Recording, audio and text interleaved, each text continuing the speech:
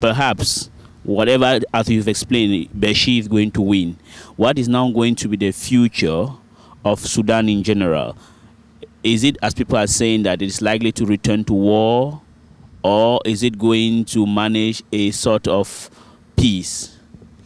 Well, the situation is really serious in the Sudan. Sudan is facing now not less than four major challenges. First, now we have this flawed election that has created a tense atmosphere in the country, especially in the north.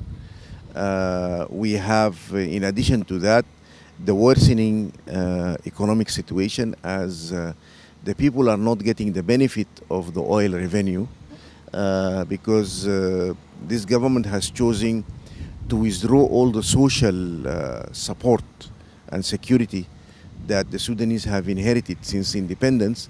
So they removed free education and free medical care, and they removed the subsidies to agriculture and the finance to agriculture. So we have a real problem in the Sudan now.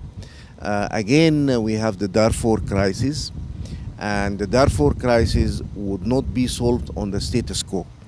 It will have to be solved on a new political dispensation that gives a new distribution of power and wealth in the country.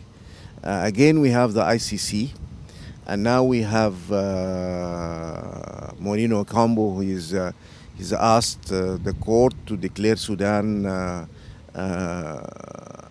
uncooperative with the court, so he wants to take the matter to the Security Council in June.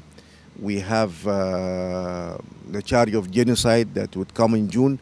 So the coming president is not going to be able to conduct government business, especially with foreign relations and economic relations. And this is going to be serious. The fourth issue is now the upcoming referendum in June, in January next year. So it's about 7 months away from us. Given the situation now, it is very clear that the South would not vote for unity because the only chance through this election has been missed. And the message that the South has given through voting in high numbers to Yasser Arman, who is a northerner, was meant to say that we would stay in unity if we have a new leadership and if we have a new political dispensation.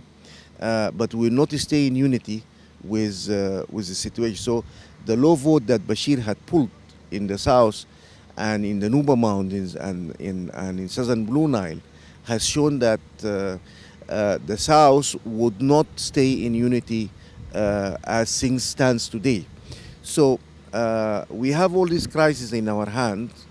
The only way out for this before Sudan goes into Somalization or into partition and maybe into war and confrontations, South, North, Darfur, even the Eastern Sudan, the only way out is to invoke Article 15 of the Constitution that called for national reconciliation and convene an all-party conference with the Darfurians, rebels attending, and agree on a solution to all Sudan problems, to Darfur, to the democratic transformation, to the economic problems we are facing, agree on a formula where the South could stay in unity, and then agree on the mechanism,